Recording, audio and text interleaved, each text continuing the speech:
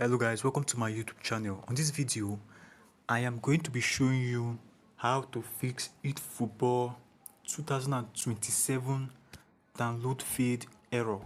So if you're experiencing this download issue on Konami eFootball 2027, then you're on the right spot. On this video, I'm going to show you exactly how to do this. For example, something like this, like if you see this, make sure you have sufficient storage and all that on this platform. Now let me show you how to resolve this. First of all, you have to head back. Now quickly head over to your settings. Now on the settings, scroll down and then search for storage. In there, you're going to see your available storage balance because they ask you to check your storage. Now what you have to do is to just press clean up.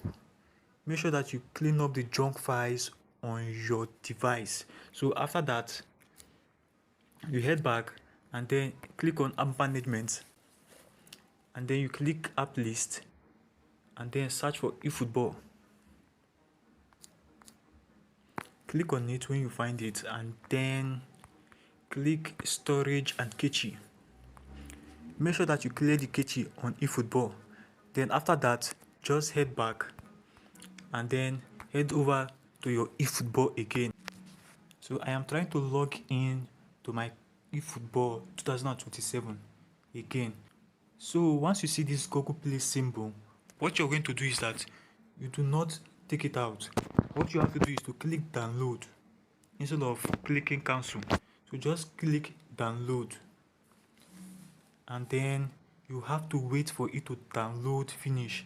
So after downloading finish, you will not have this issue again. So this is the main reason why they keep telling you download feed error.